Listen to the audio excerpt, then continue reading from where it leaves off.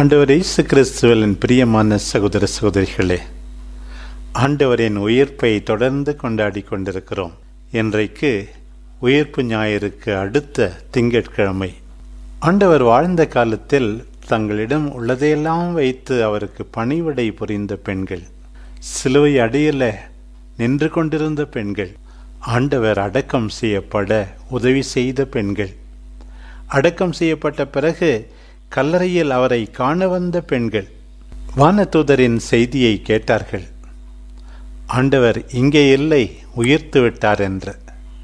கேட்டவர்களுக்கு ஒரு பக்கம் அச்சம், இன்னொரு பக்கம் பெருமகிழ்ச்சி.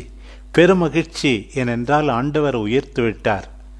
இன்னும் அந்த மகிழ்ச்சி நிறைவாகவில்லை, ஏனென்றால் உயிர்த்த ஆண்டவரை அவர்கள் காணவில்லை. ஆனால் என்ன ஆச்சரியம், உயிர்த்த ஆண்டவரை அவர்களை எதிர்கொள்கின்றார். உடனே அவர்கள் அவரை அணுகி அவருடைய காலடிகளை பற்றி கொண்டு தொழுகின்றார்கள். உயிர்த்த ஆண்டவரின் செய்தியை பாருங்கள். அஞ்சாதீர்கள், என் சகோதரர்களிடம் சென்று அவர்களை கலிலேயாவுக்கு போகுமாறு சொல்லுங்கள், அங்கே அவர்கள் என்னை காண்பார்கள். அதே உயிர்த்த ஆண்டவர், பிரியமான சகோதர சகோதரிகளே, இன்றைக்கு உங்களுக்கும் எனக்கும் சொல்லுகிறார், அஞ்சாதீர்கள்.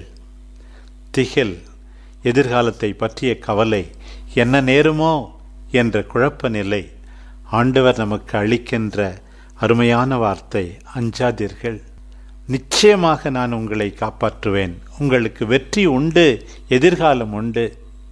அஞ்சாதீர்கள் என்று சொல்வதோடு ஆண்டவர் நிறுத்தவில்லை. உனக்கென்று ஒரு கடமை உண்டு, பணி உண்டு.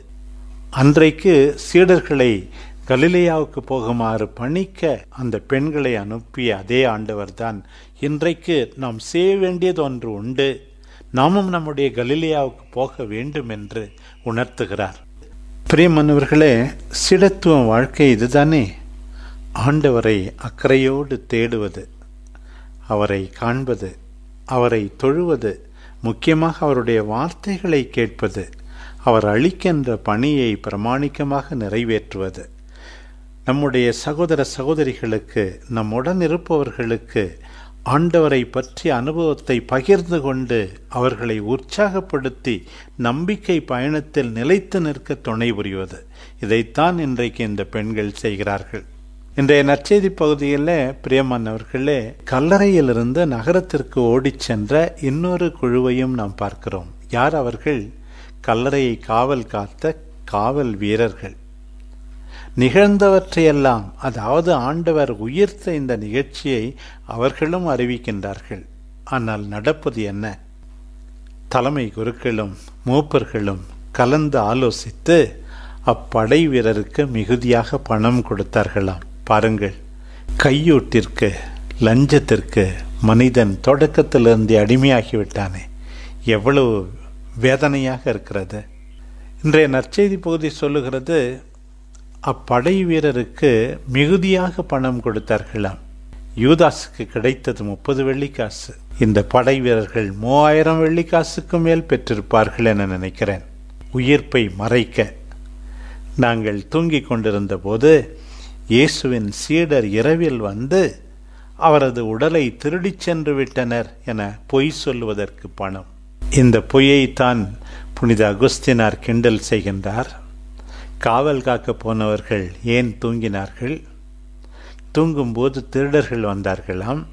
அந்த திருடர்கள் இயேசுவின் சீடர்கள் என்று இவர்களுக்கு எப்படி தெரியும்?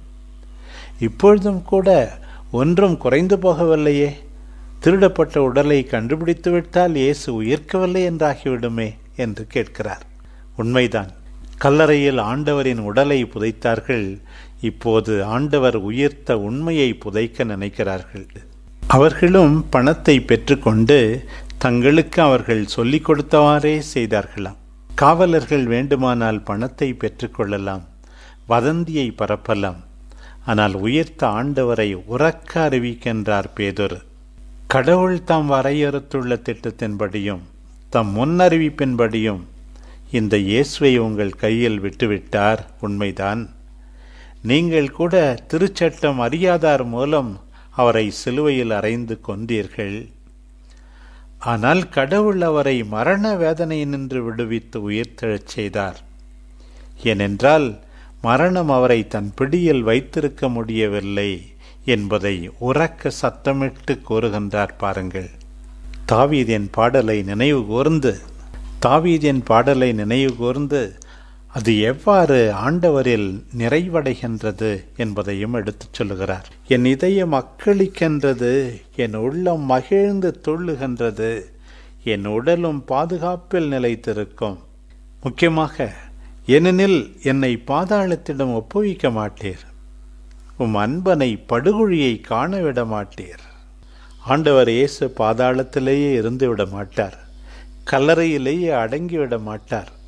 ஆண்டவர் இயேசுவை யாருமே அழிக்க முடியாது. வாழ்வின் வழியை நான் அறியச் செய்வீர், உமது முன்னிலையில் எனக்கு நிறைவான மகிழ்ச்சி உண்டு, உமது வலப்பக்கத்தில் எப்போதும் பேரின்பம் உண்டு. பாருங்கள், உயிர்த்த ஆண்டவர் உண்மையாகவே நம் எல்லாரையும் இன்றைக்கு உறுதிப்படுத்துவாராக. நம்முடைய நம்பிக்கைக்கு, வேதனைகளுக்கு, நாம் ஏற்றுக்கொள்கின்ற துன்பங்களுக்கு அர்த்தம் உண்டு என்பதை ஆண்டவர் உணர்த்துகிறார். கல்லறையில் ஆண்டவர் இயேசுவை காண வந்த பெண்களோடு, பேதுருவோடு இணைந்து உயிர்த்த ஆண்டவரை ஏற்றுக்கொள்வோம், ஆராதிப்போம். உயிர்த்த ஆண்டவர் நமக்கு அளிக்கின்ற பணியை, அதாவது நம்முடைய சகோதர சகோதரிகளை உறுதிப்படுத்துகின்ற பணியை ஒவ்வொரு நாளும் நிறைவேற்றுவோம். நம் இதயம் தொடர்ந்து அக்களிக்கட்டும், நமது உள்ளம் மகிழ்ந்து துள்ளட்டும், நம் உடல் எப்போதும் பாதுகாப்பில் நிலைத்திருக்கும். வாழ்வின் வழியை நாம் எல்லாரும் ஆண்டவர் அறியச் செய்வாராக. அவர் முன்னிலையில் நமக்கு நிறைவான மகிழ்ச்சி உண்டு என்பதை உணர்ந்து தொடர்ந்து வாழ்வோம். ஆமேன்.